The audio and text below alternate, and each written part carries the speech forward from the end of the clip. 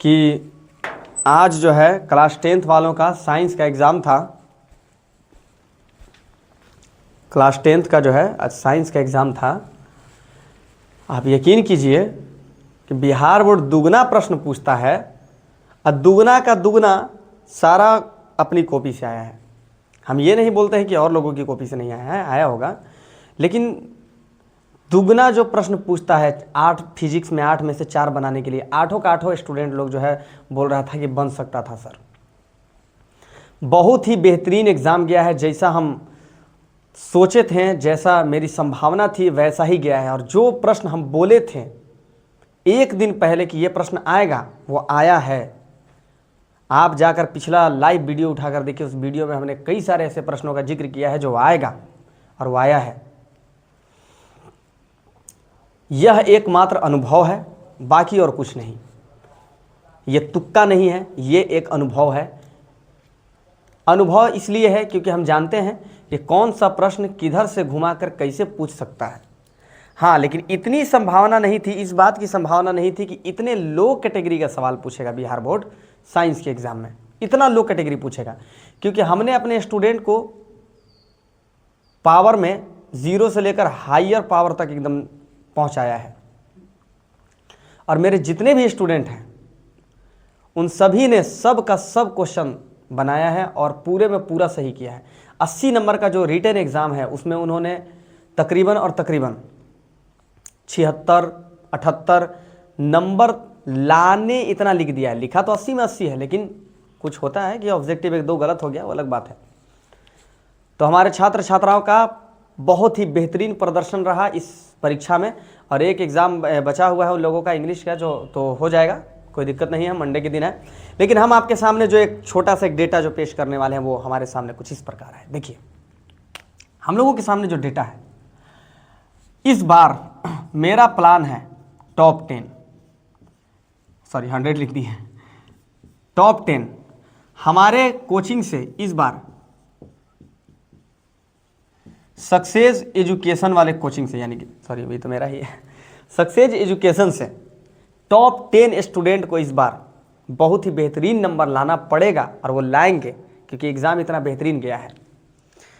आप यकीन कीजिए कि जहाँ तक मेरा अनुभव है, ये वीडियो आप सेव करके रख लीजिएगा, मेरे स्टूडेंट 470 से लेकर 485 तक 470 से 485 का इस बार रिकॉर्ड टूटने वाला है। और तो और सुनिए, और तो और देखिए, आप जितने भी स्टूडेंट हैं 350 प्लस का बहुत ज़्यादा लोगों का होने वाला है। बहुत सारे लोग फर्स्ट डिवीज़न आने वाले हैं। हालांकि जो हाईएस्ट जो जा सकता है, जो संभावना है, वो ये है, क्योंकि जिन पर हमको उम्मीद है वो मेरे बहुत ही बेहतरीन स्टूडेंट में से एक हैं। ठीक है, कई सारे हैं, 3, 4, 5 स्टूडेंट हैं जो इतना पार कर सकते हैं। 400 प्लस जो है मेरे कई सारे स्टूडेंट का आ सकता है, आएगा। ठीक है, इस वीडियो को याद रखना है आपको, चाहे आप हमारे कोचिंग में पढ़ने वाले हों या नहीं हों, चाहे आप जो भी हों, आपको देख लेना है। ठीक है, हम लोग हालांकि कोचिंग का ज़्यादा प्रचार प्रसार करते नहीं हैं, लेकिन इस बार ये आएगा। ठीक है, तो इंतज़ार किया जाए रिज़ल्ट का। तो मेरे जो भी नए स्टूडेंट हैं जो ऑनलाइन पढ़ने की हमसे इच्छा जाहिर करते हैं और पढ़ते भी हैं, तो उन लोगों को पता होगा कि हम लोगों ने कल बेसिक क्लास किया था और एलसीएम वगैरह आज सीखना था। एलसीएम, एचसीएफ, गुणनखंड विधि के द्वारा, है ना। तो एलसीएम और एचसीएफ का आज क्लास है, तो जल्दी से हम लोग थोड़ा सा देख लेंगे। देखिए, एलसीएम क्या है, लोवेस्ट कॉमन मल्टीपल है, और एचसीएफ है हाईएस्ट कॉमन फैक्टर है ना जी। इन दोनों में थोड़ा सा समझ लेंगे कि एलसीएम जो होता है, मान लीजिए हमारे पास बहुत सारी ऐसी संख्याएं हैं। एग्जाम्पल के तौर पे मान लीजिए 6 हो गया, 8 हो गया, 2 हो गया, 4 हो गया, इस प्रकार से बहुत सारी संख्याएं, हमको इनका एलसीएम निकालना है। तो कोशिश करना है कि हम इसका, देखिएगा, अभाज्य गुणनखंड कोई जानता है? अभाज्य गुणनखंड, संख्याओं को अभाज्य संख्याओं में तोड़ देना, संख्याओं को पूरी तरीके से अभाज्य संख्याओं में तोड़ देना, यही होता है अभाज्य गुणनखंड, है ना। तो आपको अभाज्य गुणनखंड की प्रक्रिया के द्वारा आपको क्या करना है कि इसका जो है कॉमन ले लेके आपको और एलसीएम निकाल लेना है। एलसीएम कैसे होगा हम बताएंगे। एलसीएम कहता है कि जो सब में है वो तो होगा ही होगा, जो सब में है वो तो होगा ही होगा, जो नहीं है वो भी होगा, दोनों का गुना हो जाएगा एलसीएम। जैसे 6 के पास तो 2 तिहाई 6, 2 चौके 8, 2 एकम 2, 2 दूना 4, फिर से 2 से लेंगे, 3 का 3, 2 दूने के 4, 1 का 1, 2 एकम 2। अब हम देखेंगे कि क्या एक से अधिक कोई ऐसी संख्या है इसमें जो अन्य संख्याओं से कट रही है, नहीं कट रही है। अगर एक से ज़्यादा अगर संख्या नहीं कट रही है तो चुपचाप इधर वाले को और इधर वाले को सहियार के कर देंगे गुना, सहियार के कर देंगे गुना, और यही संख्या होगा हमारा एलसीएम, यही संख्या होगा हमारा एलसीएम। देखिए एलसीएम निकालने का दूसरा तरीका, शॉर्टकट तरीका हम आपको बताते हैं। शॉर्टकट तरीका क्या होता है कि देखिए 6 है, 8 है, 2 है, 4 है, इन सभी संख्याओं में देखिएगा बुड़बक कहीं का बिरनी था, बिरनी। देखिए हम आपको दिखाते हैं बिरनी, रुकिए। ए बुड़बक डंक मारेगा जी। देखिए बिरनी देख रहे हैं, साला के मुआ दिए हम, लेकिन मारेंगे नहीं। ये जो है ना, देख जो ने उसको चढ़ा दिए उधर दीवार पे, ठीक है, एक तबड़क मारे गिर गया। देखिए काट भी देगा, आके कहेगा हे मास्टर तुम हमको छुए थे, नहीं चल रहा है। देखिए तो एलसीएम निकालने का शॉर्टकट जो तरीका है बहुत ही आसान। सबसे पहले क्या करना है कि आपको इनमें से सबसे बड़ी संख्या को चुन लेना है, सबसे बड़ी संख्या को चुन लेना है, वो है 8। बारी बारी से ठेका ठेका के देखना है कट रहा है कि नहीं कट रहा है। जब कभी भी ये 8 सभी संख्याओं से कट जाएगा तो एलसीएम यही हो जाएगा। अगर 8 अगर नहीं कटता है तो इसका मतलब इसका कोई गुणज होगा, जैसे कि 8 दूना के 16, 8 तरीके 24, 8 चौका 32। तो पहले कोशिश करना है कि बड़ा वाला संख्या, देखिए 4 से तो कट गया, 4 दूना के 8, 2 से भी कट गया, 2 चौका 8, लेकिन 6 से नहीं कटा। जब 6 से नहीं कटा तो सिंपल सी बात है, अब 8 का पहाड़ा पड़ेंगे, तो 8 दूना के 16, देखिए 16 भी 6 से नहीं कटेगा। फिर से आगे बढ़ेंगे, 8 तरीके 24, तो 6 चौका 24, 12 दूना के 24, 4 छक्का 24। तो ये जो 24 जो संख्या हमको मिला, यही हो जाएगा इसका एलसीएम, इन सभी संख्याओं का एलसीएम। देखिए वह छोटी से छोटी संख्या, वह छोटी से छोटी संख्या जो अन्य सभी संख्याओं से कटे, अन्य सभी संख्याओं से विभाजित हो, हम उसी को कहते हैं एलसीएम। मेरी बात को समझ गए आप? लसा, लघुत्तम समापवर्त। तो वह छोटी से छोटी संख्या जो सभी से कटे, सभी से कटे, समझ गए? छोटी से छोटी संख्या। अब बड़ी से बड़ी तो ढेर कोई कटेगा, है कि नहीं है? लेकिन छोटी से छोटी संख्या पकड़ना है हमको, नहीं देखिए लोवेस्ट कॉमन मल्टीपल, लोवेस्ट, है कि नहीं है? अब देखिए एलसीएम निकालने के लिए अभी आपको एक और बात हम बता देते हैं थोड़ा सा। आप, हमको उम्मीद है कि डायरेक्ट विधि वाला आपको समझ में आ गया होगा। डायरेक्ट विधि में चुपचाप एलसीएम क्या करना है कि बहुत सारी संख्याएं रहेंगी, जैसे कि मान लीजिए 3 हो गया, 9 हो गया, 6 हो गया, 5 हो गया, इस प्रकार से बहुत सारी संख्याएं हो गई हैं। 5 थोड़ा सा ज़्यादा लंबा हो जाएगा, दूसरा ले रहा, 4 ले लेते हैं। देखिए तो हम पकड़े 9 को, 3 तरीके 9, लेकिन 6 से नहीं कटेगा, 4 से नहीं कटेगा। अब 9 दूनी के 18, 3 से तो कट गया, 6 से कट गया, लेकिन 4 से नहीं कटा, है ना। 9 तिया 27, इससे कट गया, लेकिन इससे नहीं कटा, है ना। 9 चौके 36, 4 नवा 36, 6 चाके 36, 12 तिया 36। तो ये 36 जो है यही हो जाएगा एलसीएम। ये है शॉर्टकट तरीका, ये जो है शॉर्टकट तरीका है, आपको बहुत ही जरूरी है ये सीखना, है ना। एलसीएम आपका हो गया। चलिए आगे आते हैं एचसीएफ में। अच्छा, एलसीएम का दूसरा विधि हम सिखा देते हैं, अभाज्य गुणनखंड विधि द्वारा, जो हम लोग तोड़ के बनाते हैं। देखिए मान लीजिए आपके सामने 9 है और 6 है का एलसीएम, 9 और 6 का एलसीएम मान लीजिए हमको निकालना है। तो पहले हम 9 को तोड़ेंगे, 3 तरीके 9, मान लीजिए 1 भी आ गया, 1 गुना 3 गुना 3, है ना। 6 को लेंगे, तो 6 को जब तोड़ेंगे तो 2 तिहाई 6। तो पहले आपको क्या करना है कि जो दी गई जो संख्याएं हैं, पहले उनको जो है बजाबता उनको अभाज्य गुणनखंड में तोड़ लेना है, और तोड़ने के बाद जो मिलेगा उसको एक जगह, और जो नहीं मिलेगा उसी के गुना में सहियार देंगे, और यही हो जाएगा आपका आंसर। मेरी बात को समझ गए? यही हो जाएगा आपका एलसीएम। तो ये अभाज्य गुणनखंड विधि है। ये कौन सी विधि है? अभाज्य गुणनखंड विधि के द्वारा एलसीएम निकालना है। मेरी बात को समझ गए आप? चलिए एक और एग्जांपल ले लेते हैं, जैसे कि एलसीएम का और एक और एग्जांपल ले लेते हैं एग्जांपल के तौर पे। ये सारा आप लोग नोट करते चले जाएंगे वीडियो रोक रोक के, ठीक है। बार बार आपको हम वीडियो में, अब जानबे करते हैं हम नाच नाच के जो लिखते हैं बोर्ड पे, कभी इधर लिखेंगे, कभी उधर लिखेंगे, कभी उधर लिखेंगे, तो बहुत सारा चीज़ नहीं समझ में आता है ना। बिरनी अगर मर गया तो एगो नेकी हमारा कम हो जाएगा यार, मरना नहीं चाहिए साला। अरे भाई उड़ गया रे, भाग गया। बताइए, राढ़ पर जाती होता है साला बिरनी। देखिए मान लीजिए 12 हो गया, 24 हो गया, 6 हो गया, 9 हो गया। इसका अगर हमको एलसीएम निकालना है तो सेम वही प्रक्रिया 12 का, 24 का, 6 का, 9 का। चुपचाप जो सभी में मिलेगा पहले उसको लिखेंगे। तो 2 दूना के 4 तिहाई 12, 2 दूना के 4 दूना के 8 तिरिके 24, 2 गुना 3 2 तिहाई 26, 3 तिरिके 9 3 तिरिके 9। तो केवल 3 ही वह संख्या है जो सब में मिल रहा है जी। तो केवल 3 कॉमन हुआ, बाकी सबको सहियार के मार देंगे गुना, बाकी सबको सहियार के क्या मार देंगे, गुना मार देंगे। अब इसका अगर आप जनरली अगर आप इसका निकालने चलिएगा डायरेक्ट वाले विधि से, तो डायरेक्ट वाली विधि से आपको क्या करना है, 24 को पकड़ना है। तो 12 दूना 24, 6 चौका 24, लेकिन 9 से तो 24 नहीं कटा, तो आपको 24 का पहाड़ा पढ़ना है। 24 दूना के 48, 24 से 72, इस प्रकार से आपको पढ़ना है। और 100% 24 के पहाड़ा में ही कोई एक ऐसा नंबर आएगा जो सभी से डिवाइड हो जाएगा, जो सभी से डिवाइड हो जाएगा। यही होता है डायरेक्ट एलसीएम की प्रक्रिया। मेरी बात को समझ गए आप? हालांकि अब हम इतना समय इसमें व्यर्थ नहीं करेंगे, आप देख लीजिएगा कि क्या रहेगा इसका आंसर, है ना। चलिए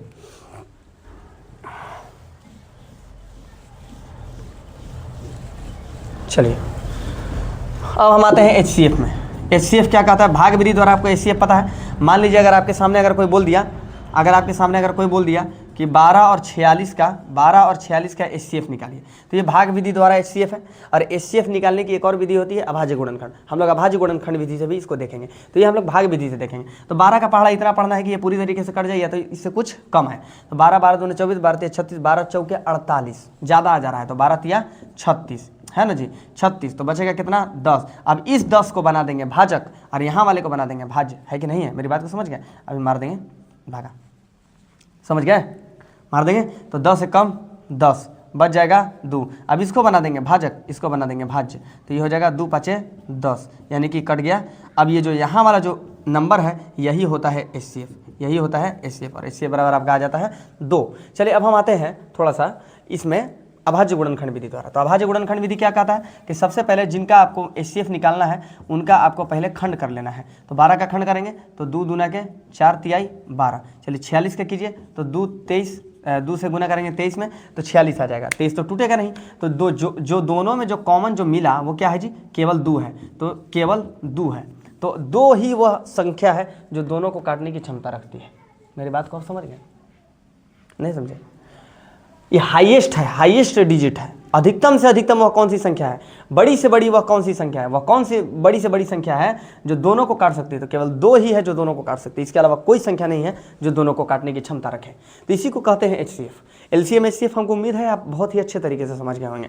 मान लीजिए अभी हम आपको लास्ट में होमवर्क भी देंगे, कल वाले वीडियो में हम होमवर्क नहीं दे पाए थे, तो आपको थोड़ा सा रखना है। उम्मीद है कि आप सभी को चर अचर वाला जोड़ घटाव सभी को आ गया होगा। तो हम आशा करते हैं कि आप बेहतरीन स्टूडेंट में से हैं और आप जो है चर अचर वाला कल का फाइनल कर लिए होंगे। और कल वाले से ही रिलेटेड आज हम प्रश्न भी देंगे, आपको बहुत सारे प्रश्न देंगे। आज हम प्रश्न देंगे और आपको कंप्लीट करना है। आप बेहतरीन स्टूडेंट हैं, है ना। अगर जो हमारे नए छात्र छात्राएं हैं कमेंट में आप हमसे प्रश्न पूछ सकते हैं, या अगर कोई भी क्यूरी हो तो आप पूछ सकते हैं, आपका जवाब दिया जाएगा। और हमारे साथ जुड़ने के लिए आप ज़रूर हमारे व्हाट्सअप नंबर पर मैसेज कीजिए, नाम के साथ जगह के साथ कि हम यहाँ से हैं सर और मेरा नाम ये है। आपको ग्रुप में ऐड किया जाएगा और पूरे 1 वर्ष की तैयारी आपको कराई जाएगी, ठीक है। तो ये हमारा जो वीडियो है ये लेक्चर 2 है। किसका? तो बेसिक क्लास का लेक्चर 2 है। कल लेक्चर 1 डाल दिया गया है और परसों से उम्मीद है, कल से उम्मीद है, यानी कि संडे, कल संडे है, तो कल से उम्मीद है आपका क्लास 10th का मैथ स्टार्ट किया जाएगा। और हम सभी छात्रों से उम्मीद करते हैं कि आप हमारे साथ जुड़िए, जुड़ कर देखिए, फिर आपको मज़ा आएगा। आज हम बताया ना कि साइंस का एग्जाम जो था बच्चा लोग का बहुत बेहतरीन गया। देखिए ये हो गया एचसीएफ। चलिए उम्मीद है कि आप एलसीएम भी समझ गए, एचसीएफ भी समझ गए। आपके सामने एक और हम एग्जांपल ले लेते हैं एचसीएफ का। आपके सामने एक और एग्जांपल ले लेते हैं। मान लीजिए 13 हो गया और यहाँ पे हो गया मान लीजिए कितना ले लें, मान लीजिए 40 ले लेते हैं, 40। चलिए तो 13 दूना 26, 13 तिया 39, तो 13 तिया यहाँ पे 39 कर दिए, बचा 1 और यहाँ पे पटके 13 को, और यहाँ पे हो गया 13 एकम 13। अरे भैया कट गया, यानी कि जो इसका एचसीएफ है वो केवल और केवल 1 है। अब यहाँ से एक बात पकड़ने वाली है कि जब हम 13 को लिए तो 13 का जो अभाज्य गुणनखंड होता है 1 गुना 13 होता है, और 40 का तो भैया बहुत सारा होता है। तो 2 दूना के 4 दूना के 8, सॉरी यहाँ पे 1 भी लिख दीजिए थोड़ा सा, 1 गुना में 2 दूना के 4 दूना के 8 5 40। तो जो दोनों में मैच किया वो केवल 1 था, इसलिए एचसीएफ जो है 1। देखिए एलसीएम का नियम है कि जो मैच किया वो भी लिखिए और जो नहीं मिला वो भी सही के मार दीजिए, फट से गुना, खेल खत्म। लेकिन एचसीएफ का नियम है कि जो केवल मिल रहा है केवल वही होगा आंसर, है ना जी। तो अब ये हो गया आपके सामने, एचसीएफ भी आप सीख गए, एलसीएम भी आप सीख गए। अब थोड़ा सा हम बटा पर का जोड़ बता देते हैं, है ना। आज आपको बहुत सारा जो है चीज़ सिखाने के बाद और आपको जो है बहुत सारा होमवर्क दिया जाएगा। चलिए भिन्न का जोड़ वगैरह हम लोग देख लेते हैं। बेसिक एकदम बेसिक, हम बोले ना कि आपको पूरा तैयारी पहले बेसिक करवा दिएगा, उसके बाद हम लोग आगे बढ़ेंगे। देखिए बहुत सारे कोचिंग संस्थान के हमारे गुरुवर होते हैं जो बेचारे डायरेक्ट सिलेबस स्टार्ट कर देते हैं, तो उसमें भी कोई फ़ायदा नहीं है। सिलेबस जो है डायरेक्ट स्टार्ट करने से स्टूडेंट के मन में बहुत सारी असंतुष्टियाँ होती हैं जिसको हम दूर नहीं कर पाते हैं, और लास्ट में हमारे लिए वही जहर बनता है, और वही जहर बनता है तो स्टूडेंट को नहीं आता है। ठीक है, तो आप जल्दी से देख लेंगे थोड़ा सा यहाँ पे क्या है। तो हम लोग देखेंगे भिन्न का जोड़, भिन्न का जोड़। तो देखिए भिन्न का जोड़ हम लोग क्या करते हैं, मान लीजिए कि हमारे सामने 1/2 हो गया, प्लस में 4/3 हो गया, इस प्रकार से हो गया। तो होना क्या है, यहाँ पे करना क्या है कि आपको सबसे पहले समझना है कि अंश कहते हैं ऊपर वाले को और नीचे वाले को कहते हैं हर। अंग्रेजी मीडियम वाला जो है इसको न्यूमरेटर डिनोमिनेटर कहता है, तो भैया वो अंग्रेजी मीडियम से तो हम लोग है नहीं, हिंदी में अंश हर समझ लीजिए, तो वही बढ़िया है आपके लिए, है ना। तो हम लोग करेंगे क्या, सबसे पहले दी गई नीचे वाली संख्याओं का एलसीएम निकालेंगे। तो 2 और 3 का आप एलसीएम निकालेंगे तो आ जाएगा 6, निकाल लीजिएगा, उसको नीचे लिख देंगे, है ना जी।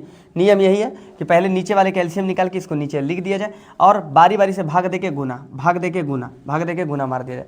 नहीं जाना है, निकलेंगे हम 5 मिनट में, बुद्धि लगा रहा है। देखिए भाग मारेंगे तो 2 से 6 को भाग मारेंगे। देखिए नियम क्या है कि पहले वाले हर से नए वाले हर में मारना है भाग, और जो भी भागफल आएगा ऊपर वाले में मारना है गुणा। भागफल से जो है मारना है गुणा। तो देखिए 2 से भाग मारे 6 में तो 3 बार में कट गया, और 3 एकम आ गया 3। 3 से भाग हमारे 6 में तो 2 बार में कट गया, तो 2 चौका 8, तो 8 3 11 में ये हो गया 6, आपका हो गया आंसर। अब देखिए कभी भी आपके सामने जब भिन्न का जब जोड़ आए, तो भिन्न के जोड़ में अगर कभी भी हर अगर बराबर हो तो एलसीएम निकालने की कोई ज़रूरत नहीं है। मान लीजिए आपके सामने हो गया 7/3 प्लस 24/3, 24/3 नहीं करते हैं, 25/3। तो इस कंडीशन में आपको एलसीएम निकालने की कोई ज़रूरत नहीं है। पता है आपको कि सेम वही संख्या का एलसीएम खुद वही हो जाती है। तो 3 एकम 3 एक बार में, 7 एकम 7, और 3 एकम 3 एक बार में, 25 एकम 25, 25 7 हो जाता है 32, और 32 बटा में हो जाएगा 3। यही हो जाएगा आपका आंसर। जोड़ का भी नियम यही है, घटाव का भी नियम यही है। कुछ लोगों को पूर्णांक तोड़ने में दिक्कत होता है, तो पूर्णांक का भी नियम समझ लीजिए। पूर्णांक मान लीजिए कि इस प्रकार से है 2.3/7। तो आपको करना क्या है बेसिकली कि नीचे वाले से गुना, ऊपर वाले को जोड़ के बटा में जो है लिख देंगे 10 का 10। तो 2 7 14, 14 और 3 17, 17/7, 17/7। अरे एकदम छोटा चीज़ है जो हर मोड़ पे आएगा आपको और बहुत सताएगा, समझ गया है। तो ये हो गया। पूर्णांक तोड़ने का नियम क्या है कि नीचे वाले से गुना, ऊपर वाले में जोड़, नीचे वाले से गुना, ऊपर वाले में जोड़। 3 पूर्णांक ये हम एक देते हैं आपको, और उसी समय जब आप वीडियो देख रहे होंगे तो उसी समय आपको कमेंट में बता देना है कि इसका आंसर क्या होगा, है ना। 3 पूर्णांक 1/8, तो आपका इसका आंसर जो है कमेंट में बता देना है, ठीक है इसका, है ना। चलिए ठीक है, आगे देखते हैं हम। बटा का जोड़ आपका हो गया, भिन्न का जोड़। थोड़ा सा भिन्न के जोड़ के लिए और घटाव के लिए भी नियम समझ लेंगे। घटाव के लिए भी नियम वही है, सेम टू सेम। मान लीजिए कि अगर आपके सामने अगर कह दिया कि 7 में कोई संख्या 3 है, और माइनस में 2 में मान लीजिए 3 में मान लीजिए 2 है, तो इसका क्या होगा आंसर, जाएंगे तुरंत। 3 और 2 का एलसीएम हो जाएगा 6, भाग लगा के गुना मारेंगे, 3 दूना के 6, 2 7 14, माइनस है तो माइनस, 2 3 6, 3 3 9, तो 14 में से 9 हो गया 5/6, और यही हो जाएगा आपका आंसर। अगर मान लीजिए बहुत लंबा अगर चौड़ा दे देता है, एकदम ऐसा दे देता है कि आपको लगता है कि गड़बड़ा जाएंगे। मान लीजिए इसे दे दिया 2.2/3 प्लस 6/4 प्लस में 5 में मान लीजिए 7, तो ये का ढेर दे दिया। अरे सबका बारी बारी से पकड़ के एलसीएम निकालिए, भाग लगाइए गुना मारिए, भाग लगाइए गुना मारिए, भाग लगाइए गुना मारिए। तो ये सब तो बेसिक चीज़ है, तो ये तो आपको आना चाहिए, ठीक है। अब हम थोड़ा सा जानते हैं गुना का नियम कि बटा इसमें क्या बोलते हैं, भिन्न में गुना का नियम क्या कहता है, थोड़ा सा समझेंगे सभी लोग। तो गुना का नियम क्या कहता है, देखिए हम आपके सामने थोड़ा सा एक पॉइंट लिख देते हैं, वो आपको समझ में आ जाएगा। गुना का नियम ये कहता है कि मान लीजिए अगर a/b है और उसका गुना है c/d से, तो ऊपर से ऊपर होता है गुना और नीचे से नीचे होता है गुना, तो ये हो जाएगा ac/bd। इसका अर्थ ये है कि मान लीजिए अगर हमारे सामने 3/5 है और गुना में 7/2 है, तो आपको क्या करना है, ऊपर से ऊपर गुना करना है, तो 7 3 21 और 5 दूना के 10। बीच में देख लेना है कि कोई ऐसी अगर कट रहा है तो काट देंगे। कटता है तिरछा तिरछी या ऊपर नीचे, तिरछा तिरछी या ऊपर नीचे, यहाँ पे कटने की संभावना यही है। अगर कोई स्टूडेंट कैंची मार यहाँ गुना कर देता है तो गलती कर देता है। कैंची मार गुना होता है इसमें x/2 बराबर y/5, तो इसमें होगा तिरछा तिरछी गुना, क्रॉस मल्टीप्लाई, है ना। तो यहाँ पे देखेंगे बराबर के समय होता है। ये वाला आपको नियम थोड़ा सा याद रखना है कि ऊपर से ऊपर गुना होता है, नीचे से नीचे गुना होता है। एग्जाम्पल के तौर पर मान लीजिए अगर आपके सामने अगर कोई एक ऐसा प्रश्न आ जाता है, मान लीजिए 3 में यहाँ पे आ जाता है 7 और गुना यहाँ पे आ जाता है 14 में मान लीजिए कि 9, तो क्या आप डायरेक्ट गुना कर दीजिएगा? अगर कट रहा है तो कटा दीजिए, 7 दूना के 14, 3 तरीके 9, तो ये आ गया आंसर 2/3। तो आपको ये बेसिक जो पॉइंट है नहीं सब ध्यान में रखना है। अगर नहीं रखिएगा तो आप हर जगह मार खा जाइएगा। और बेसिक अगर आपको ध्यान में नहीं है तो आप बड़े मैथ में गड़बड़ी कर सकते हैं। तो आपको बेसिक पढ़ाना बहुत ही ज़रूरी है। चलिए अब हम आगे आते हैं, थोड़ा सा आगे आते हैं इससे, है ना, बराबर वाले में। तो बराबर वाले में तो हम बता ही चुके हैं कि तिरछा तिरछी गुना होगा, है कि नहीं है? तिरछा तिरछी गुना होगा। मान लीजिए आपके सामने अगर x/5 है और बराबर में है 6/x, तो अगर आप ये मत सोचिए कि तिरछा तिरछी कटा देंगे, नहीं, तिरछा तिरछी कटेगा नहीं, तिरछा तिरछी गुना होगा। मेरी बात को समझ गए? x से x में गुना होगा तो x स्क्वायर हो जाएगा, 6×5 = 30, तो ये हो गया 30, है ना। स्क्वायर उधर जाएगा तो रूट। ये सब चीज़ आपको याद रखना है। तो अगर गुना हो तो उसमें जो है ऊपर से ऊपर गुना होगा, नीचे से नीचे गुना होगा, और कटेगा ऊपर नीचे या तिरछा तिरछी। लेकिन इसमें जो है ऊपर से ऊपर कटेगा, नीचे से नीचे कटेगा, लेकिन गुना होगा तिरछा तिरछी। चलिए इतना तो आप समझ गए। थोड़ा सा एक और विधि जान लीजिए। मान लीजिए आपके सामने बहुत बार कभी कभी ऐसा होता है कि 2/3 और पूरे का बटा 7/6, कभी कभी इस प्रकार से कुछ फेस आ जाता है। तो आपको क्या करना है इसको पलटने के लिए कि पहले 2/3 है 10 का 10, और ये जब उलटता है तो ये ऊपर चल जाएगा और ये नीचे आ जाएगा, तो 6 चल जाएगा ऊपर, 7 आ जाएगा नीचे। जो कटेगा उसको कटा देंगे, जो नहीं कटेगा उसको छोड़ देंगे, और यही हो जाएगा आंसर। मेरी बात को समझ रहे हैं? हम एक एक छोटा छोटा पॉइंट आपको काहे बता रहे हैं? छोटा छोटा पॉइंट बताने का मतलब है कि आपके सामने ऐसा फेस आएगा। हम जितने वर्षों से हम पढ़ा रहे हैं सभी स्टूडेंट का प्रॉब्लम यही होता है, बीच में मैथ में आके फंस जाता है, सर कैसे होगा, बेचारे को ये सब नहीं आता है। कुछ है भाई विद्वान छात्र, कुछ हैं, बिल्कुल हैं, ठीक है, ऐसा थोड़ी है कि सबके बुड़बके हैं। बहुत सारे स्टूडेंट हैं जिसका बेसिक मजबूत है। तो इन सभी को आपको थोड़ा सा समझते चले जाना है।